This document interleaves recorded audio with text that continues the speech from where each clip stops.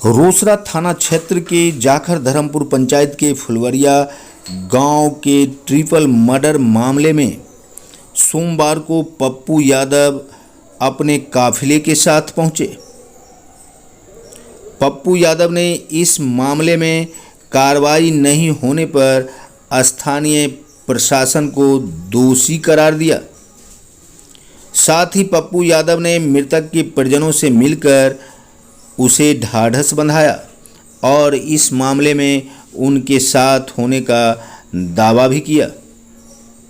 पप्पू यादव ने मृतक के संतानों को पढ़ाई के लिए अपने निजी कोष से व्यवस्था करने का आश्वासन देते हुए कहा कि यदि प्रशासन ने कार्रवाई जल्द से जल्द नहीं की तो 1 सितंबर को उनके नेतृत्व में रोसड़ा अनुमंडल का घेराव किया जाएगा। इस दौरान पप्पू यादव ने समस्तीपुर एसपी एवं रोसड़ा के डीएसपी से दूरभाष पर वार्ता भी की और इस मामले में फीडबैक लिया। पप्पू यादव ट्रिपल मर्डर मामले में आक्रोशित थे और उन्होंने कहा कि मृतक का कोई दोष नहीं था और निर्दोष लोगों की इस प्रकार से जघन्य हत्या मामले में वे मृतक के परिजनों को न्याय दिलाने को लेकर स्वयं तत्पर रहेंगे।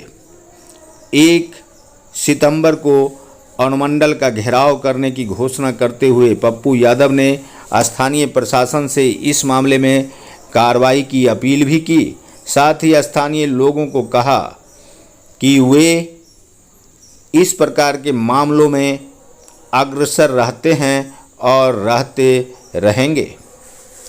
बता दें कि 16 अगस्त की संध्या गुजरात से अपने घर लौट रहे नंदलाल राय रोसड़ा स्टेशन से अपने परिजनों को दूरभाष पर यह कहते हुए बुलाया कि उन्हें घर आने के लिए सवारी नहीं मिल रही है।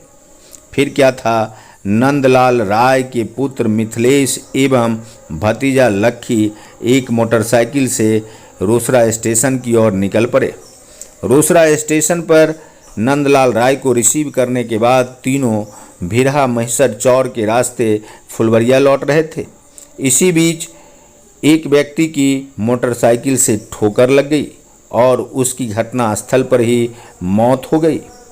फिर क्या था, इस घटना के बाद घटना स्थल के कुछ दूरी पर जहां मोटरसाइकिल की बरामदगी हुई वहीं ये तीनों 3 दिन तक लापता रहे। परिजनों ने काफ़ी खोजबीन की लेकिन कोई पता नहीं चल सका। बाद में 19 अगस्त को नंदलाल राय एवं लक्खी राय का शव महिसर चौर के चतरा के नज़दीक से पानी में उपलाते हुए मिली। फिर क्या था, हत्या के शंका पर 20 अगस्त को मिथिलेश का शव भी बरामद हो गया। इन तीनों के शव की बरामदगी के बाद फुलवरिया गांव उबल पड़ा और स्थानीय प्रशासन का घेराव किया, सड़क जाम किया। सड़क जाम के बाद स्थानीय प्रशासन इस मामले में सक्रिय हुई और रोसड़ा के डीएसपी ने हजारों की भीड़ में इस घटना का खुलासा 3 दिन के अंदर करने की घोषणा कर दी। लेकिन 21 अगस्त से आज 28 अगस्त बीत गया और इस मामले में किसी भी प्रकार की सफलता प्रशासन को हाथ नहीं लगी है। पुलिस सूत्रों की माने तो पोस्टमार्टम रिपोर्ट नहीं आने के कारण प्रशासन यह नहीं तय कर पा रहा है कि यह मामला हत्या का है या फिर हादसा का। लेकिन दूसरी ओर इस मामले में फुलवरिया गांव के लोगों में अब भी उबाल है कि ट्रिपल मर्डर मामले में स्थानीय प्रशासन का रोल अच्छा नहीं है।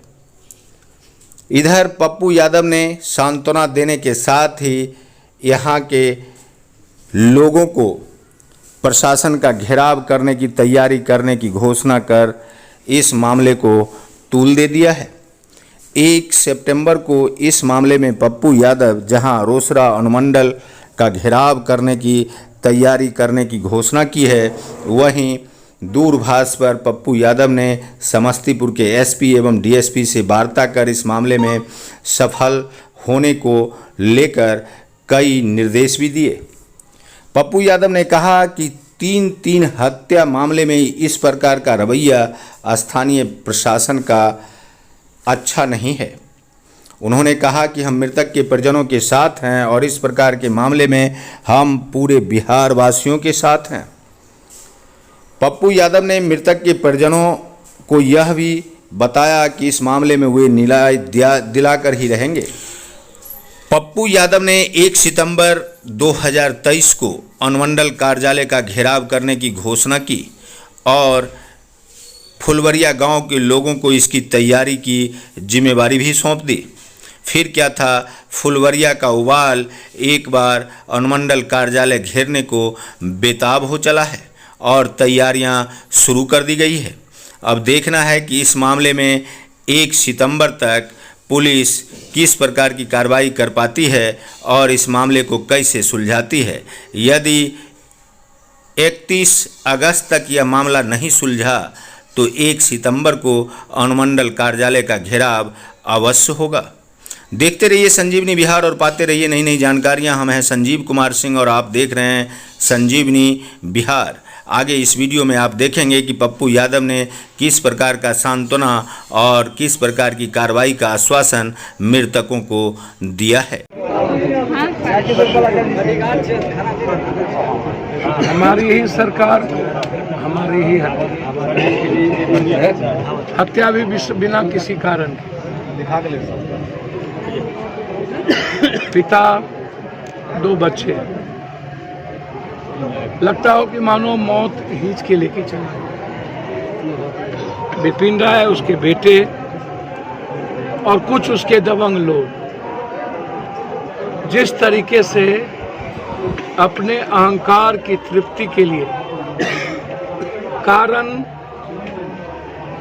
जो भी हो, यदि कोई एक्सीडेंट किसी दूसरे मोटरसाइकिल से हुआ हो या इनके मोटरसाइकिल से, मुझको लगता है कि जो सड़क है उसमें कोई 80-60 के स्पीड में गाड़ी चल नहीं सकती।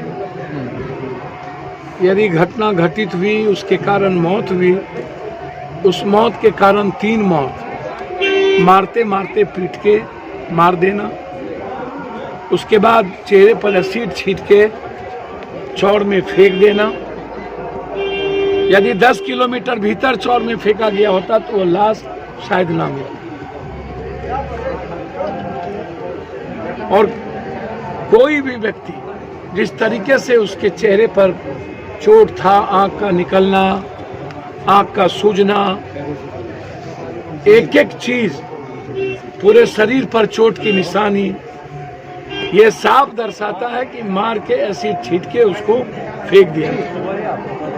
8 दिनों के बाद किसी थाने का भी नहीं आना, कोई इन्वेस्टिगेशन नहीं होना, लोगों के सड़क जाम के चलते सिर्फ एसडीएम और डीएसपी साहब खाना पूर्ति कर ले और उसके बाद दबंग लोगों से पैसा लेकर किसी कारण से उसको लिपापोती करने का प्रयास, मुझे आश्चर्य है। यह ऐसी घटना को ही हम रेयरेस्ट कहते हैं। ऐसी घटना को ही हम रेयरेस्ट कहते हैं कि 1 साल के बाद नंदलाल राय का आना और बच्चों को लेने के लिए जाना और रास्ते में दबंग लोगों के शिकार हो जाना,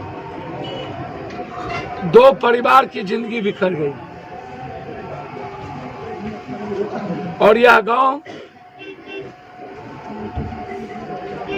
कमजोर तबके का गांव, वंचित समाज का गांव। इस गांव से, इस इलाके से करोड़ों करोड़ की उगाही होती है। चौर के कारण यह इलाका कभी डेवलप नहीं कर पाए। ना हमारे एमएलए एमपी को ऐसी घटनाओं से मतलब है। क्या सिर्फ वोट लेंगे? होम मिनिस्टर यहीं के हैं। इस इलाके में 3-3, 2-2 कैबिनेट मिनिस्टर हैं। इस इलाके में जो एमएलए, एमपी, मंत्री, संतरी हैं, क्या फिर किसी मंत्री के कारण ऐसी घटना को दबा दी जाएगी? इसलिए सिर्फ सोशल मीडिया के कारण हमें यहाँ आना पड़ा कि क्या दबंग लोग, ताकतवर लोग ऐसे ही आम आदमी की जिंदगी को कुत्ता बिल्ली की तरह मारते जाए और उसकी जिंदगी तो कोई देखने वाला नहीं, उसको कानून के तहत लाने वाला कोई नहीं, और इन्हें न्याय ना मिले। हम सिर्फ इस परिवार के न्याय के लिए आए कि हर कीमत पर इस परिवार को न्याय भी मिले, सरकार मुआवजा भी दे, एसपीडी ट्रायल भी हो, और ऐसे निर्मम हत्या करने वाले हत्यारों को एसपीडी ट्रायल के साथ फांसी हो। ये ट्रिपल मर्डर, मैं चाहूंगा कि सरकार इस घटना की जांच एसपी साहब एसआईटी से करे। मैं पहले भी नंद किशोर यादव की हत्या में सरकार से मिला था और मैंने उनके मुआवजा के लिए मांग की, तो सरकार ने 25 लाख रुपया मुआवजा के लिए उनकी घोषणा की। मैंने पानी लाने